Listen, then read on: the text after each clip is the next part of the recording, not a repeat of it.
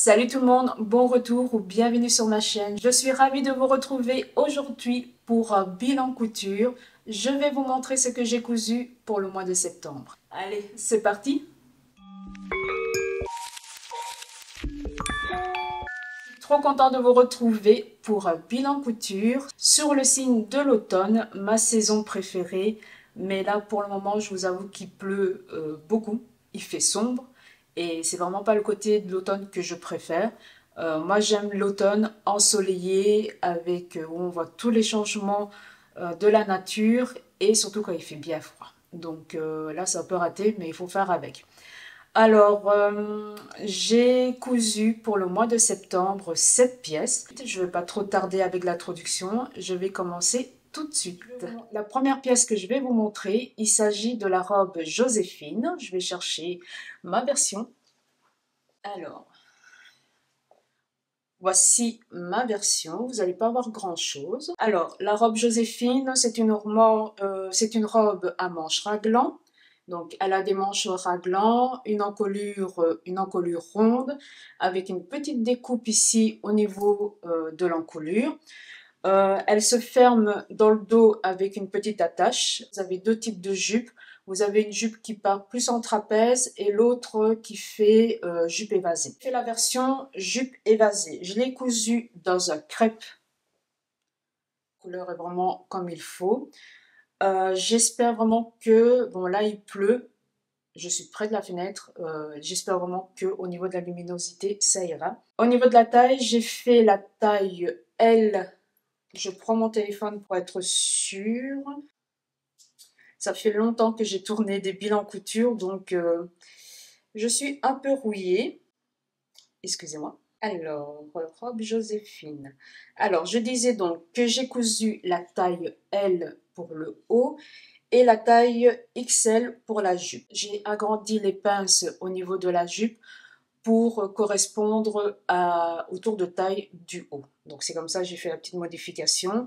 La robe Joséphine, normalement, a une ceinture dans le même tissu qui est prévu. Je ne l'ai pas faite. Il n'y a pas trop de difficultés au niveau pour la coudre.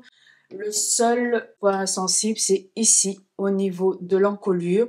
C'est une pose de biais et en fait, le devant, si vous pouvez le voir, le devant est en deux parties. Donc voilà, est en deux parties et vous avez un repli pour chaque demi-devant et vous devez joindre, coudre votre biais en mettant les deux devants à une certaine largeur ici pour la petite découpe.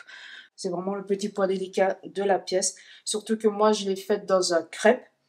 Au niveau de la pliure, pour marquer le pli offert, c'était pas évident. Je trouve aussi que le biais qu'ils avaient mis au niveau de la largeur, je trouvais que c'était pas assez épais. Moi, j'ai agrandi de 1 cm, mais pour une prochaine version, je l'agrandirai encore un peu plus pour avoir plus de facilité au niveau du placement. Au niveau du devant, vous avez des pinces en dessous de la poitrine. Franchement, c'est très joli. Cette robe met vraiment en valeur la silhouette avec les manches raglant, les pinces au niveau de la poitrine et la jupe en fait, je pense qu'elle est un peu coupée dans le biais et évasée, donc franchement elle tombe vraiment nickel. La jupe épouse vraiment le bas du corps. Alors le petit bémol, j'ai eu un petit souci, c'est au niveau des manches. Ce sont des manches 3/4 qui se ferment par des petits boutons, qui se ferment ici par des boutons. Vous avez une fente ici indéchirable. Moi je l'ai faite avec un biais en noir. Le bracelet de manche était trop petit pour mon avant-bras. Je vais l'élargir et je l'ai élargi assez pour que mon bras passe sans défaire justement les petits boutons. Au niveau de la longueur, je pense que j'ai fait la longueur du patron. Je pense pas que j'ai changé la longueur du patron de la jupe. Et je pense que c'est tout ce que je peux vous dire sur la robe Joséphine. Pour être honnête, cette robe dans ce tissu, je suis plus trop fan. Et en plus de ça, avec les manches 3/4, quand il commence à faire froid, c'est pas l'idéal. Bien envie de la refaire, mais dans un autre tissu. Je la vois bien dans un crêpe bordeaux avec des manches longues, raccourcir un tout petit peu la jupe et ça sera une version beaucoup plus habillée.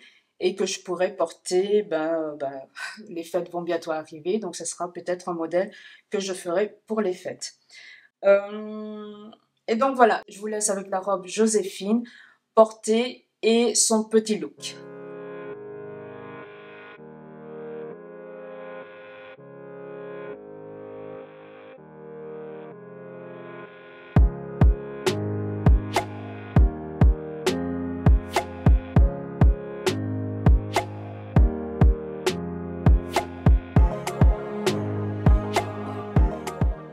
La deuxième pièce que j'ai cousue est la blouse Lova du magazine La Maison Victor. C'est une blouse à col lavalière. C'est la troisième version que je fais cette blouse. C'est vraiment un modèle que j'aime beaucoup. Pour ma version, je l'ai cousue, comme vous pouvez la voir, dans une popeline de coton rayée. J'ai réalisé la même taille que mes précédentes, c'est-à-dire que j'ai fait la taille 42. C'est très bien expliqué au niveau des explications, pas trop de difficultés. C'est une blouse, donc col lavalière. Vous avez les deux bandes ici, si vous pouvez le voir, qui sont au niveau de l'encolure. Donc vous avez une pièce ici dans le dos, le col au niveau du dos, et les deux bandes ici pour le col, pour nouer, pour faire votre col. Je pense que j'ai ajouté 6 à 8 cm au niveau de la longueur des bandes pour vraiment avoir assez de mouvement pour faire mon nœud, parce que je voulais que ça ne soit pas vraiment attaché au niveau du cou, mais en effet un nœud qui est tombant. C'est une patte de boutonnage cachée. La patte de boutonnage, elle est cachée, comme vous pouvez le voir. Voilà. Pour ma part, j'ai mis des petits boutons tout simples blanc pour la patte de boutonnage. J'ai mis un petit bouton bijou pour le col, comme il est visible. Et donc, quand je porte, j'attache vraiment le nœud de façon très lâche et on voit le petit bijou, enfin le bouton bijou au niveau de l'encolure. J'ai modifié au niveau des poignets. Vous avez des bracelets de manche au niveau des poignets. Moi, je les ai rétrécis. J'ai diminué au niveau de la largeur parce que c'était beaucoup trop lâche. Et donc, moi, je les ai rétrécis. Et du coup, je n'ai pas touché à la largeur, à l'ampleur de la manche. J'ai réalisé un pli ici. Voilà. J'ai réalisé un pli à ce niveau-là pour enlever l'embu au niveau de la manche. Ou sinon, j'ai rien fait d'autre au niveau des modifications ou ajustements. Pas d'ajustement, elle tombe vraiment nickel. Elle est un tout petit peu serrée, mais c'est pas grave. Mais dans les semaines à venir, ça m'ira. Donc c'est une blouse que je porte maintenant, quand il fait pas trop froid. Quand il fait un peu froid, je rajoute un petit gilet que j'ai tricoté. Je vous montrerai le look. Les deux ensemble, c'est vraiment canon. Moi, j'adore. Je vous laisse avec la chemise portée et son petit look.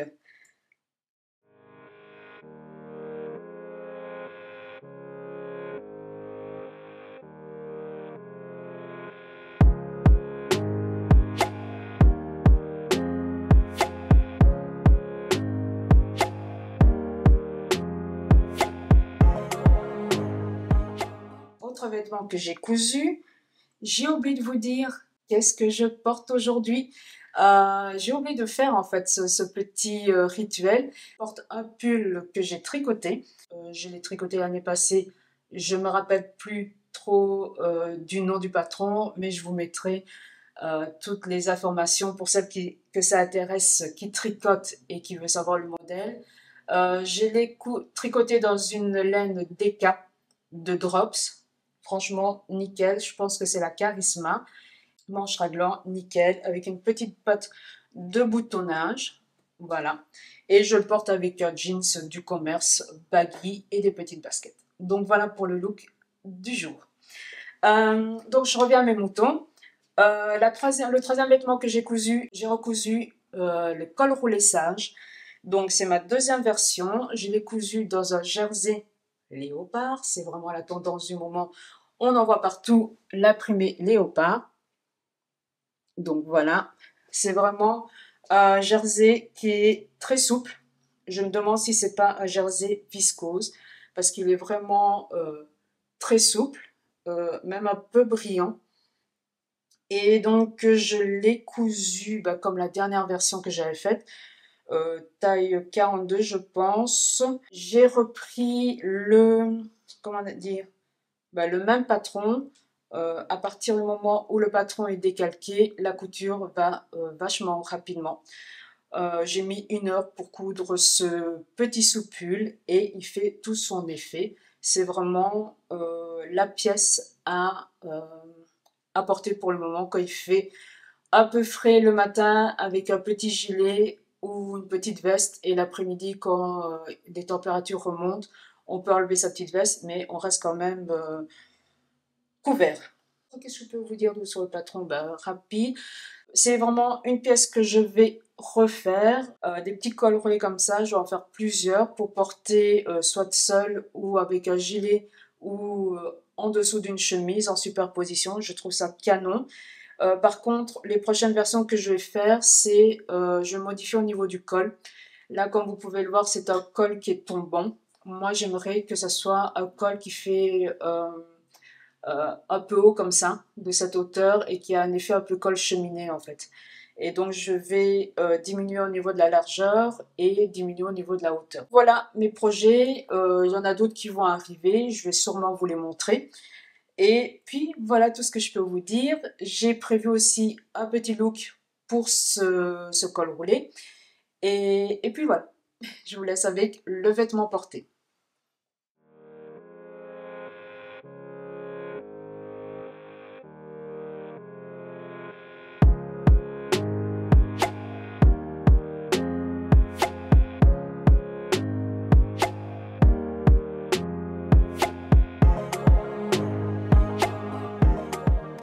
Pièce suivante, c'est un body. J'ai cousu un body. Il s'agit du body, j'ai oublié le nom de ce body. C'est un body, c'est un patron de la maison Victor. Non, c'est un pas. Qu'est-ce que je raconte? Je recommence. Donc, j'ai cousu un body. Je triche, je regarde un peu sur mon téléphone. Donc, j'ai cousu. Attendez que je regarde. Ah, voilà. Donc, j'ai cousu un body. Il s'agit du patron Cheryl de Fibre Mood. Je pense qu'il fait partie du magazine spécial numéro 3. Et donc, c'est un body avec une petite encolure V devant et un beau décolleté en rond dans le dos. Pour ma part, j'ai les cousu dans ce magnifique jersey qui ne tient pas sur mon cintre. C'est pas grave, mais je vous montre rapidement sur le cintre tant qu'il tient. Donc, jersey fleuri, très fin. Il est très fin. Il est souple. Et donc, pour ma part, j'ai cousu la taille XL. J'ai décalqué la taille XL. Je vous explique. En fait, je pense que c'est le petit point négatif de ce patron Cheryl, c'est que Fibre Moon ne donne pas plus d'informations sur le jersey à utiliser, en tout cas sur le taux d'élasticité. Et la taille que vous allez choisir dépend du taux d'élasticité de votre tissu. Je m'approche un peu parce que j'ai l'impression que c'est un peu flou. Votre tissu a un taux d'élasticité qui n'est pas assez, n'a pas un taux d'élasticité assez grand, donc vous devez surtailler. Et si par contre votre tissu a un gros pourcentage d'élasticité, vous devez sous-tailler. Et je pense que Fibre Mood aurait dû dire quel taux d'élasticité plus ou moins on devrait, sur quel taux d'élasticité ils ont conçu leur patron pour choisir les tailles, en fait. Et donc moi je savais pas trop, donc je pense que j'ai décalqué la taille XL, et il s'avérait que dans ce jersey, c'était trop grand. C'était trop grand. Il est assez souple, comme vous pouvez le voir. Je vais l'enlever du cintre parce que ça m'énerve ce cintre. Me revoilà. Je me capte. Voilà. Il est assez souple. j'ai calculé qu'il avait 20% d'élasticité. Donc ce que j'ai fait, au lieu de coudre à 1 cm au niveau des valeurs de couture, je pense que j'ai cousu à 2 cm tout le long. J'ai rattrapé ici tout le long du sous-bras, donc de la manche jusqu'en bas. Je pense que mon choix de tissu n'est pas vraiment le top. J'aurais dû, je regrette un petit peu maintenant de l'avoir fait dans ce jersey parce qu'il est vraiment magnifique, mais j'aurais vu plutôt dans le soupule. Dans le soupule de la maison Victor, je trouve qu'il aurait été plus joli parce que là vraiment il manque de tenue en fait. Et donc du coup au niveau, quand je le porte, au niveau des épaules, ça tendance, ça ne maintient pas. J'ai pas l'impression de maintenir. Je sais pas si c'est parce que c'est trop large ou c'est parce que le tissu est trop souple. L'encolure ne se met pas bien. Réalisation au niveau couture, c'est une couture qui est assez simple. C'est une première pour moi, le body. Je n'ai jamais cousu. Au niveau de la couture, au niveau des cuisses, c'est un double rentrée. Donc vous devez surjeter et puis faire... Non, c'est un simple rentrée. Donc vous devez surjeter et puis faire un rentrée. Normalement, c'est une double piqûre. Mais moi, je l'ai faite en zigzag. J'ai fait le point, je pense que c'est le numéro 10 sur ma machine. Et voilà, c'est en zigzag et ça donne un peu l'effet, c'est le point qu'on utilise pour coudre la lingerie. Je trouve que bon, au niveau de, justement à ce niveau-là, je trouve que c'est plus joli. Par contre, j'ai fait une double, enfin j'ai fait la surpiqûre euh, double pour les poignets, comme c'était demandé. Et au niveau de l'encolure, je pense que j'ai fait une simple surpiqûre. Au niveau de l'entrejambe, donc ici, ça se ferme avec des boutons à pression. Alors, vous devez, on doit thermocoller, bah ici on le voit, ça n'a pas été fait, c'est pas très propre, hein, donc mais voilà. Donc là, vous devez thermocoller votre bande et puis après, vous mettez une bande ici en coton. Moi, j'ai pris les bandes tout simples coton. C'est des bandes vendues séparément, voilà. Que j'ai découpé. Donc j'ai cousu comme c'était demandé. Et après j'ai cousu à la main les boutons à pression. Et donc voilà, moi je l'ai faite comme ça. J'ai vraiment suivi les indications de Fibre Mode. C'était nickel, franchement bien expliqué. Le seul point négatif, comme je disais, c'est qu'ils auraient dû donner une indication sur le type de taux d'élasticité pour qu'on puisse choisir en fonction de notre truc, s'il faut sous-tailler ou surtailler. Donc, je pense que je vais m'en refaire d'autres, ça c'est un fait, mais avec des jerseys qui sont un peu plus épais, je veux dire. Ce body, il est vraiment joli. Je pense pas que ce soit un body qui soit adapté pour l'automne, parce que quand il fait froid, il fait froid dans le dos. Et donc, moi, je le porte avec un petit gilet. Donc, j'ai un gilet que j'ai tricoté en mohair bien chaud et je porte les deux ensemble. Je vais vous montrer, vous verrez le look bien après. Et donc, vraiment, c'est un body, oui, que je vais refaire, que je vais regarder. Je pense que je vais le refaire dans la même taille parce que j'ai un autre jersey qui est beaucoup plus épais, mais qui a quand même un taux d'élasticité qui est assez grand.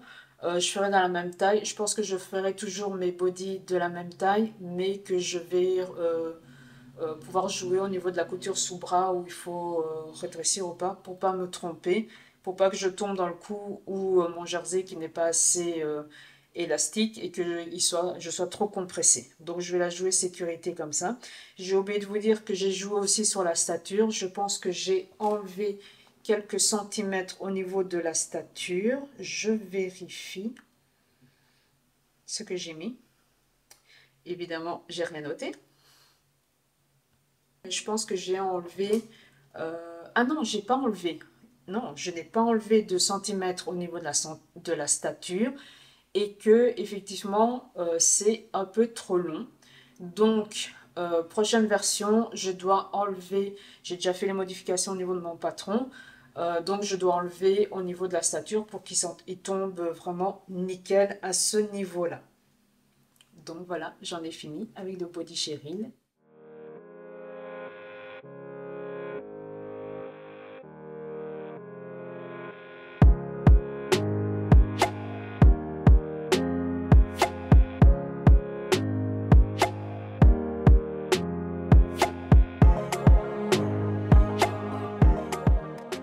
pièce que j'ai cousue, ce n'est pas un vêtement, mais un accessoire.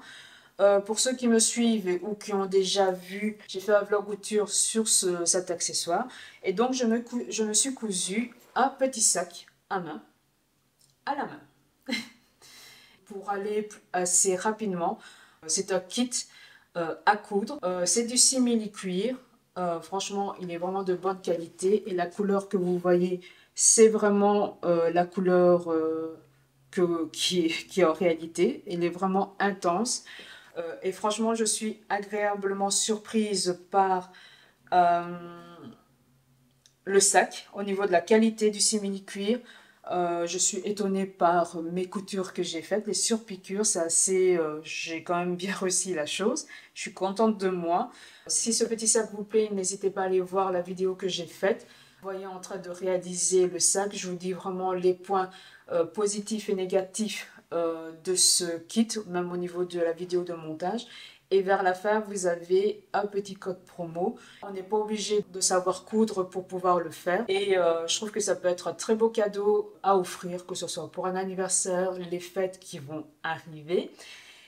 Et donc, vous avez un petit code promo. Je vous invite à aller voir la petite vidéo pour voir quel code c'est. Et aussi, j'ai appris que ils vont sortir des nouveaux modèles, donc restez à l'affût parce que je pense que ce modèle-ci n'existe plus. Il est vraiment parti assez vite et je comprends. Et donc moi j'ai hâte de voir la nouvelle collection pour pouvoir me relancer dans l'expérience. Je verrai dans le temps comment il va vieillir. Cousu fin août et je le porte franchement régulièrement, il n'a pas bougé. Franchement je vous le conseille, ça vaut vraiment la peine. Moi en tout cas je suis vraiment contente d'avoir tenté l'expérience.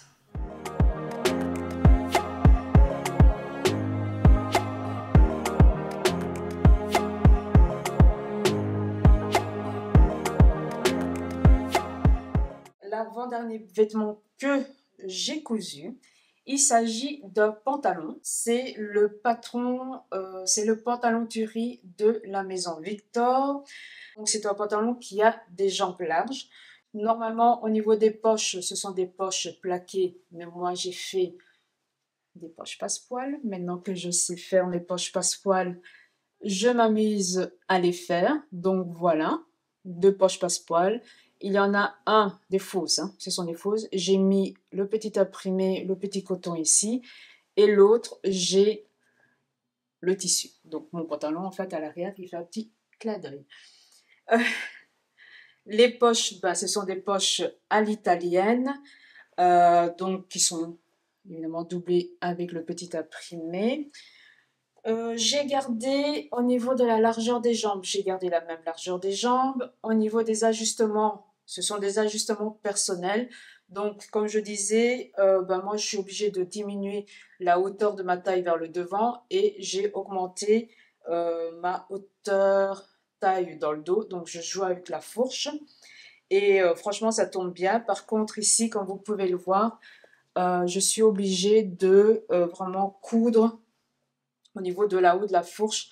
Je suis obligée de coudre un peu plus que la valeur de couture. Par exemple, si ma valeur de couture est à 1 cm, moi je couds 1 cm en plus pour vraiment que ça resserre au niveau de ma cambrure et que j'ai pas ce petit bâillement au niveau du dos. En fait, ça crée une pince au niveau du milieu dos parce que je vais par exemple de 2 cm et puis je rejoins ma valeur de couture de 1 cm. Donc ça me crée une pince. Au niveau de l'ourlet, j'ai fait un simple ourlet, je pense, de 2 cm. Pas grand-chose, tout est surjeté. Et donc voilà, je trouve qu'il est relativement propre, il tombe bien. Le seul petit souci, c'est que au niveau des hanches, au niveau des poches, ça baille un peu. Donc, soit c'est parce que je pense que c'est un peu trop serré, donc les poches baillent un petit peu. Mais bon, je vais laisser ça comme ça pour cette version-ci.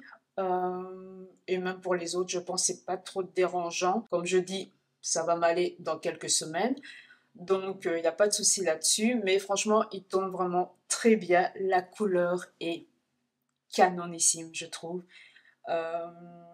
Il est vraiment canon et je trouve ici pour l'automne, ça va donner un peu de couleur quand il fait gris et mauvais. Ça va donner un peu de couleur à la petite journée. J'ai oublié de vous dire, au niveau de la patte d'Affelmetia, en fait, le pantalon, c'est une patte de boutonnage pour fermer la braguette, donc pas de boutonnage. Et moi, ce que j'ai fait, j'ai décalé un petit peu le bouton, donc j'ai allongé le, la ceinture devant pour que le bouton soit un peu décalé. Donc voilà, ça c'est la petite modification que j'ai faite. Je pense aussi au niveau des passants. Les passants, c'est pas cela. Les passants au niveau de la maison Victor, ils sont beaucoup plus larges. Ils sont faits bizarrement, je trouve. Ils sont trop larges et ils sont vraiment pas jolis. Donc là j'ai fait un genre de passant en biais parce que vous n'avez même pas. Je me mets ici, voilà. Je ne sais pas si vous allez voir, voilà. C'est un passant, j'ai fait en forme de biais et j'ai tout simplement surpiqué pour faire mon passant. Le seul souci, c'est quand même assez épais, hein. En faisant ça, le tissu est épais. Plus ça, c'est quand même assez épais. Ma machine a eu un peu du mal à faire les surpiqûres au-dessus. Donc voilà, ici, normalement, c'est prévu 5 passants. Moi, j'en ai fait 6. Je les ai mis ici à l'arrière. Et je ne sais plus pourquoi. Ah oui, et ma ceinture. Et donc du coup, comme je vous ai dit, pour que mon pantalon colle bien au niveau de mon bas du dos à cause de la cambrure, je vous ai dit que j'avais fait une genre de pince au milieu du dos. Et donc du coup, la ceinture d'eau, j'ai dû la couper en deux, justement pour bien, pour que voilà, ça colle bien. Donc, je disais donc que ma ceinture d'eau, je l'ai découpée en 2 pièces et pas au pli comme prévu pour justement coudre à 1,5 cm, je pense, ou à 2 cm pour que la ceinture colle bien aussi au niveau du bas du dos. J'espère que vous allez comprendre, mais voilà, le principe c'est que le haut de ma fourche d'eau, la valeur de couture est un peu plus grande, donc en fait je me crée une pince et donc j'ai créé aussi une pince au niveau de ma ceinture. Et donc du coup, j'ai une découpe ici au niveau de ma ceinture d'eau et j'ai mis les 2 passants ici pour pas qu'on le voit. Mais maintenant, avec une ceinture avec une découpe comme ça au milieu d'eau, c'est pas trop grave. En général, on voit ça aussi dans les ceintures des pantalons classiques pour hommes. Ils ont toujours une découpe ici au niveau de la ceinture d'eau et ça permet de réaliser les ajustements à ce niveau-là. Donc voilà, j'en ai fini. Là, j'ai réellement fini avec ce pantalon. Je pense que c'est toutes les infos, c'est les ajustements que j'ai faits. Et donc voilà, je vous laisse avec maintenant le vêtement porté, son petit look, un des looks que je fais. C'est vraiment une couleur qui passe avec beaucoup de vêtements, je trouve. Et vraiment, il a du peps. C'est vraiment une couleur qui est vraiment pétillante. Et je me rends compte que ce pantalon avec, je reviens, mon col roulé et mon pantalon ici, je trouve que c'est l'ensemble est quand même assez canon. Donc voilà, c'est 2 pièces que je peux porter ensemble. Je sais.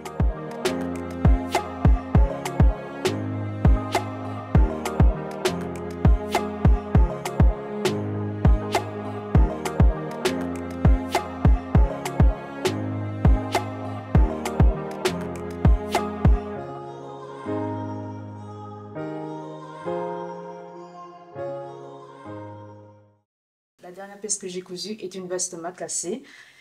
Je vous le montre ici. Alors, c'est un patron maison. C'est un modèle que j'ai patronné.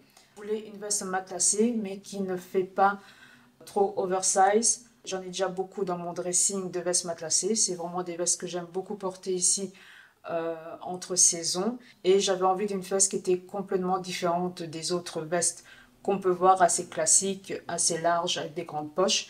Je l'ai cousu dans un matelassé noir. Je pense que c'est un modèle, le matelassage est assez connu, c'est classique. J'ai réalisé un col Claudine qui est assez large. J'ai par contre, voilà, comme je vous ai dit, je voulais pas une veste qui était ample, je voulais qu'elle soit un peu ajustée. Et donc j'ai fait une découpe princesse au niveau de la poitrine. Donc ici, vous avez une découpe ici princesse au niveau de la poitrine. Et en fait, ça va avoir un effet de... même si la veste est un peu large, donc ça fait un peu... C'est la pince poitrine. Je trouve que c'est beaucoup plus... ça avantage plus la silhouette en ayant cette pince présente que si on faisait oversize sans cette pince. En fait, j'ai l'impression, en fait, quand je porte des vestes un peu larges, avec l'effet de poitrine, j'ai l'impression d'avoir cet effet un peu gonflant. Elle est complètement... Je vais l'enlever du cintre. Alors, elle est complètement gancée. J'espère que vous allez voir du nord, mais a priori, ça ne devrait pas poser de problème. Et je suis désolée du bruit, du matelassage, du frottement. Ça ne doit pas être très agréable, mais bon, voilà. Elle est complètement gancée à l'intérieur, donc voilà. Au niveau du col, c'est qu'une seule épaisseur, le matelassé, et double face. Donc vraiment nickel pour ce genre de couture. Et donc ici, j'ai posé un biais au niveau de l'encolure et je suis quand même assez fière de mon angle au niveau de la pose du biais. Donc j'ai fait une parmenture, donc il y a une parmenture à l'intérieur. J'ai surpiqué tout le long au niveau de l'encolure jusqu'en bas. Et à la fin, vers le bas, j'ai posé aussi du biais. Comme ça rappelait un peu, ça rappelle le biais du col. J'ai mis un biais aussi au niveau de la finition de la manche. J'ai biaisé, je ne sais pas si on dit biaisé, mais bon voilà. J'ai mis du biais au niveau de la manche. Alors les boutons, j'ai trouvé des boutons et j'ai été aidée surtout par la vendeuse. Et franchement, elle m'a très bien conseillé. Elle m'a montré ces boutons. Ils sont vraiment canons. Avec le pied d'entraînement, je suis arrivée à faire les boutonnières. C'est assez propre. Voilà. J'avais hésité à mettre des boutons à pression, mais au final, avec des boutons, je trouve que ça donne super bien. J'ai fait la parmenture dans le matelassé, donc j'ai une double épaisseur au niveau du devant, et donc du coup, ça donne de l'épaisseur. À mon avis, j'aurais dû ajouter une patte de boutonnage rapportée, que je couds, donc une patte de boutonnage individuelle, et j'aurais dû coudre, à mon avis, comme ça, pour pas avoir cet effet justement de parmenture et effet gonflant. Je viens d'avoir l'idée ici tout de suite. Donc j'ai pas du tout pensé à ça à ce moment-là, mais c'est seulement maintenant que j'ai l'idée. Donc voilà, si vous voulez vous faire une veste, peut-être faire dans ce sens-là que faire justement la parmenture comme moi j'ai faite. Et donc, bien, je suis vraiment contente. Et au niveau des poches, ce sont des poches plaquées que j'ai aussi patronné. J'ai juste pris ma main et j'ai fait un effet arrondi. Franchement, je suis contente parce que la poche est vraiment nette et propre. Au niveau de l'arrondi, j'avais un peu peur. Et ce que j'ai fait, c'est que j'ai cousu à 1 cm, donc la valeur de couture. J'ai passé un fil fronce au niveau de l'arrondi dans la valeur de couture. Donc j'ai tiré pour avoir des fronces et donc du coup ça fait cet effet arrondi. Et pour plier, alors pour faire l'ourlet, j'avais beaucoup plus facile avec ma surpiqûre, à 1 cm pour plier et que ça soit bien net. Et donc voilà, et franchement nickel à ce niveau-là. Et super contente du résultat. Je vais quand même vous montrer à l'envers parce que elle est quand même vachement bien faite. Je me suis appliquée au niveau de la pose de biais. Ce que ça donne à l'envers. Voilà.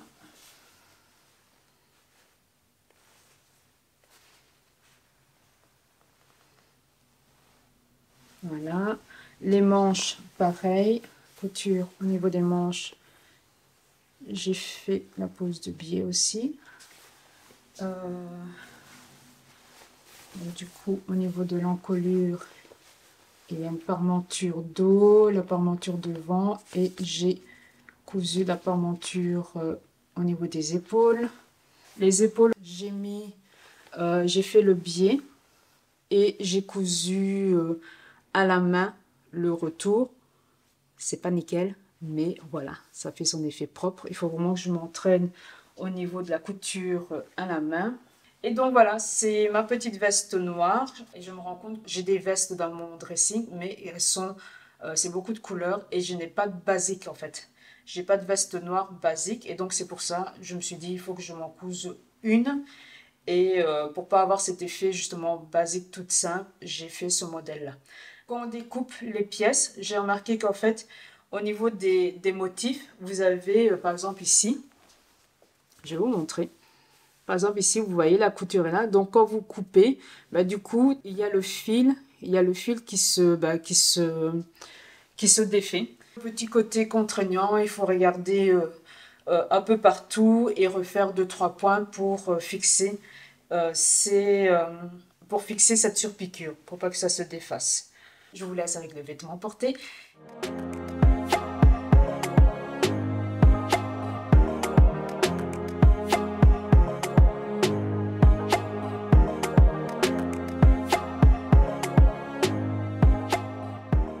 Voilà, j'en ai fini avec ce petit bilan couture pour le mois de septembre. J'espère que les pièces que je vous ai montrées vous ont plu. Les petits looks que j'ai réalisés aussi. J'aimerais vraiment dans mes prochains bilans, chaque fois que vous présentez le vêtement et un look associé, réaliser ces looks et vous filmer, ça prend du temps. Mais ici, je me disais, voilà, ce serait l'occasion de vous montrer comment j'associe les vêtements que j'ai cousus ou des vêtements que j'ai tricotés parce que voilà, le tricot rentre maintenant dans mon dressing et rentre dans mes looks. Donc pour moi, ça me paraît logique de vous présenter les deux ensemble. Effectivement, je ne suis pas rentrée dans les détails parce que je ne sais pas si ça vous intéresse réellement. Dites-le moi si vous voulez que quand je vous présente le vêtement, le tricot qui est associé, je ne rentre pas trop dans les détails, mais juste faire quelques lignes pour les personnes qui tricotent et qui ont envie d'avoir un peu plus de renseignements, ou tout simplement pour les personnes qui sont curieuses et qui ont envie d'en savoir un peu plus et qui, peut-être plus tard, auront envie de se lancer dans le tricot. En tout cas, c'est quelque chose que je vous conseille. J'ai complètement accroché, qui me détend et ça me permet aussi d'avoir des pulls qui sont un peu plus originaux que qu'on voit tout le temps en magasin. C'est un peu comme la couture. J'espère que ce bilan vous a plu. N'oubliez pas de liker la vidéo. Ça permet de me soutenir et de surtout faire monter les propositions au niveau de YouTube. Parce que comme je n'ai pas été fort régulière sur YouTube, YouTube m'a un peu boosté. N'hésitez pas à liker, à mettre des commentaires. Voilà, c'est une façon de me soutenir, que mes vidéos soient quand même visibles. Pour les nouvelles personnes qui tombent sur cette vidéo, qui sont allées jusqu'au bout, eh bien, bienvenue. Vous pouvez me retrouver entre les épisodes de YouTube sur Instagram sous le même nom Made by Annika. Je suis présente aussi au niveau story et je discute beaucoup avec vous en DM, donc ne soyez pas timide. Venez me faire un petit coucou. Je vais vous laisser. On se retrouve bientôt pour une nouvelle vidéo. Et comme d'habitude, en attendant, on se retrouve sur Instagram. Allez, à plus.